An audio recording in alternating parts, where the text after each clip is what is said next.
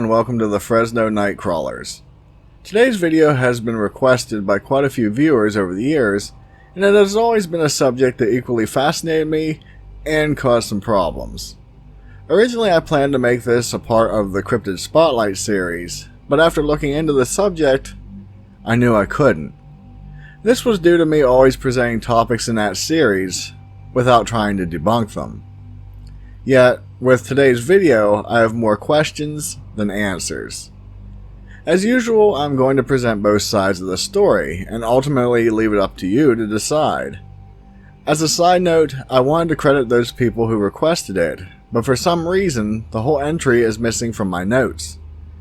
This may have happened during my transfer of files from my old computer to my new one, but this seems oddly specific.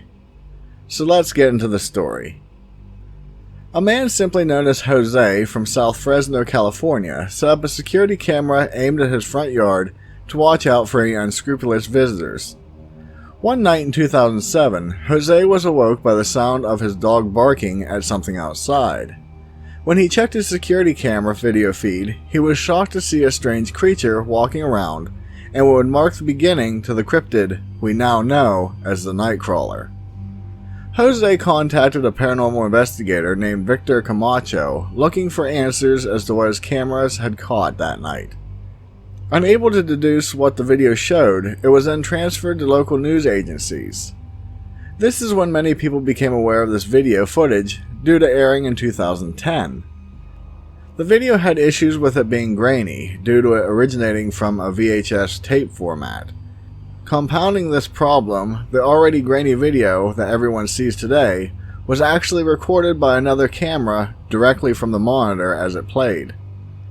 To make things worse, I have seen that since its first recording, the homeowner Jose had passed away, so access to the original video would be impossible to acquire. With his involvement in the original story, Jose was hesitant to allow people to his house, reveal his last name, or even his face. Victor even mentioned that as soon as Jose saw the video, he was so frightened that he refused to even leave his residence. In this video, which I should be showing you at this moment, it shows a white being that is said to be about 3 feet tall and appears to not have facial features or arms. It certainly does not look like anything that has been seen walking about before. Many say it looks like pants that have become autonomous, but it also resembles what an octopus would look like if it became bipedal. Removing any skepticism about it being a real creature, I do have an issue with some saying it doesn't have a face. Due to the video clarity, or lack thereof, I think it is fairly impossible to determine if there are eyes, a nose, or a mouth. There is said to be another video from earlier showing a second entity, but something seems off with it. The creature barely moves its legs, the tree looks wrong, and in the video there is a strange F2 and F3 bouncing all over the screen. Even if the F2, F3 are from another camera recording it, you would think it would stay in the same spot. On a personal note, I do admit that the supposed first video looks really fake. Many places jumped on the bandwagon to both prove and disprove these videos. Some that tried to prove it fake did so with laughable results, such as Sci-Fi Channel's Fact or Faked, while others came very close to mimicking the same movement using a sheet. One YouTuber who has gained the most traction in this is ParaBreakdown. I am always for seeking the truth, and his video does seem to prove that it can be hoaxed. Yet, I did have one slight issue with it. In his video, he replicated the movement to a T, but he also admitted it took him 3 attempts to get it to look right. Even with that said, he stated Jose's video showed his first creature almost gliding without walking, but the second one walked perfectly. So in this admission, he is saying it took Jose 2 attempts, while it took ParaBreakdown 3. Some could say that Jose was just better at getting it right, and that is exactly the problem. If Jose did fake the video, then he was able to get the creatures right by the second attempt, without hardly having any time to adjust rigging. However, it took ParaBreakdown 3 tries, all the while adjusting his rigging between shots, and more importantly, with Jose's video as a reference point. Jose had zero references to go off of, and as far as we know, was showing an unheard of cryptid up until that point. People can fake Bigfoot sightings because they have reference videos to compare it to, but in the case of Bigfoot, references can be traced back hundreds if not thousands of years ago from writings and drawings. There weren't a lot, actually none, of Nightcrawler drawings or stories before 2007. I'll touch on the previous statement later on in this video. Just so we are clear, I have no issues with ParaBreakdown, and Jose's video could be fake, but I did want to point out this flaw.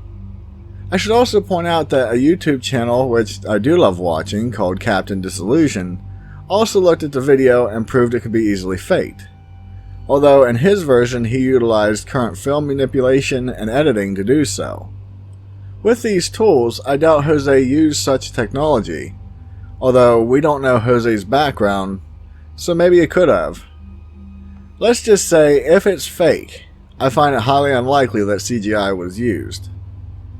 Now moving forward, the title of this video is Fresno Nightcrawlers, but this creature, or should I say activity, has actually been spotted in other locations as well. One such video is said to come from Yosemite National Park on March 28th of 2011. According to the story, a retired couple set up their video camera to catch vandals near their property, and instead caught these strange creatures that look very familiar. A lot of people have issues with the angle of the camera, but I could give it a pass due to being hung on a tree a little twisted to the side. If anything, the angle would make it easier to see guidelines above the beings due to more of the area above the ground being in the shot. With my research, I did find that the video was actually filmed in Stanislaus National Forest, which is attached to Yosemite, but it's still its own location. I should also point out that Yosemite is known as one of the most haunted national parks in North America. There have been many sightings of various ghosts, such as spirits in Grouse Lake, which is said to draw people to the water's edge with cries of help, and then drown its victims. There is also tales of an evil spirit known as Pohono, who enjoys luring its victims near, and then pushes them off Bridal Veil Falls. Not to mention the myriad of ghosts that reside in the Ahwahnee Hotel. Of course, Yosemite has quite a few sightings of Bigfoot, UFOs, and other cryptids as well. So this location seems like the perfect spot for some type of new creature roaming about its forests. With this video, there is some confusion as the story has been changed in recent years from it simply being a retired couple to it being a ranger. It is always troubling when this happens, but I suppose one of the couple could have been a ranger. The problem we do have with the footage is that we are not given a name, but if it was a ranger, they may have not wanted to be linked to this. It is common for people in an official position to not want to be known for paranormal sightings, as it could be career-ending. Something that is interesting is that these creatures are walking down a road. This fact can lead to prove or disprove it being legitimate. Due to being down a road, it would be harder to hang guidelines with a lack of trees, and as such the lines would easily snag any branches that did cross the road. On the reverse argument, it would be easier to set up a guideline system on a flat road with metal poles. With that being said, a YouTube channel called Sierraparahunter embossed the video to see if any wires showed up, and there is nothing to be seen. Reported sightings of this creature went silent for a while, but then on December 12, 2014, a couple driving on Carmel Road in Ohio spotted a similar being that has simply been dubbed the Carmel Area Creature. On that night in December, the 60-year-old couple, the husband being a retired Marine, were driving to their house in the Fort Hill area, when after cresting the ridge of the road, they saw something strange. They saw a 7-foot-tall gray-colored creature run across the road. It was said to not have arms, had long, very muscular legs, and its knees bent backwards as it ran. Originally they assumed the being was an alien, but the description and drawing matches the topic of this video. There isn't any footage of this creature, but the sighting does lend credibility to something odd being out there. Even though I am unsure what to think about this creature, I find it funny that with this story, so many people claim they misidentified a gazelle standing on its hind legs. The picture provided with this is obviously of a deer, but I frequently saw a gazelle as an explanation. I guess a lot of people don't realize a gazelle isn't native to North America. If we are to assume it was one escaped from a zoo, then there would have to be a countrywide problem of gazelle escapes. Before anyone asks, deer and gazelle are not the same and aren't even in the same family. Deer are cervidae and gazelle are bovidae. Deer are related to elk and moose, whereas gazelle are related to goats, sheep, and cattle. Let's assume they meant deer. Even as such, in my years of driving, I have probably seen thousands of deer on the road, and none of them are comfortable enough to be standing on their hind legs, nor have any of them walked bipedally. They will for short distances while fighting or en route, but not to escape an oncoming car. More often than not, they simply stay on the road and threaten to run in front of your car as you pass within mere feet of them. It should be noted that in 2017, a video emerged from Poland claiming to show the same type of creature. After watching it, I have to say that it simply looks like two straight sticks were used, and I can fairly confidently say it's fake. Yet, this kind of thing is expected, where something gains a modicum of popularity, and hoax videos come out of the woodwork to try to get in on some of the attention. That alone doesn't mean the previously mentioned videos are hoaxes. I also wanted to mention that a lot of people, including myself, have an issue with the name Nightcrawler. It appears this was first given to the video by the Fact or Fake team, but I seem to remember that phrase before the show. Everyone tends to agree that they should be called Nightwalkers, since that's what they do, walk at night. They haven't been seen crawling around. It is at this point that I have to talk about another part of the story that is often tied with these sightings. The Native American links, which so many people always use as a catch-all example of proof to something existing. I have no issue with Native American lore, or for it to be used for examples of proving something may have been around for a while, like Bigfoot. However, many times these examples are given as facts and are completely false. With the Nightcrawlers, many point out these statues, which seem to show something that looks exactly like the cryptid of this video. Tied with it is explanations that these effigies are from ancient Native American lore, representing forest fairies or something like that. From what everyone has been able to gather, these statues are not Native American, are relatively new, and are located in either New Jersey, Florida, or even Mexico. In ParaBreakdown's video, he even states that some believe they can be found at some DMV, which is yet to be located or named. In an attempt to play devil's advocate, let's assume that these statues are of Native American origin. Even as such, that doesn't prove much. If they are hundreds or thousands of years old, it seems odd that these creatures were never spotted until 2007. That would make me assume one of two things. Either the creatures are created from seeing one of those statues, or those statues were created because of the recent creature sightings.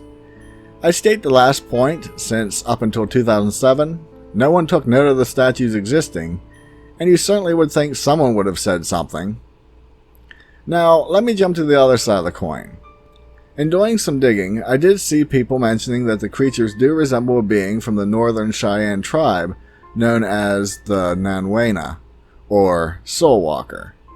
They are believed to be spirits of the dead who are still residing in our plane of existence before they move on. It is also said that a similar being is known in the Aborigine, Philippine, Japanese, and Mexican cultures, and are seen as forest protectors. So maybe there is more to this being than was originally thought. Here are my final thoughts on this cryptid. I have always been fascinated by the videos and stories behind this creature. In light of that, I have always gone back and forth as to if they are real or if all these videos are fake. Even in saying that, I stop myself since many of the cryptids I talk to you about each week don't have any video proof, but I still believe in quite a few of them. So, to me, video authenticity doesn't play that big of a role, in light of so many hoax Bigfoot footage out there, although corroborating sightings do matter to me. I have issues with this creature only popping up in 2007, but if the stories of other cultures having similar entities is true, then it does add some reality to it. I haven't personally looked into each culture's beliefs, but I do know the Japanese tree ghost called Kodama is very similar to Nightcrawlers. So, personally, I'm on the fence about this, and I'll leave it up to you. Is the Nightcrawler real, or is it a really good urban legend? Before ending this video, I saw a comment from a few weeks ago where someone wanted to send me some of their sighting stories, but thought I didn't have an email address. I do have one, and it is in my About tab on my page, but I need to mention it in my videos as well.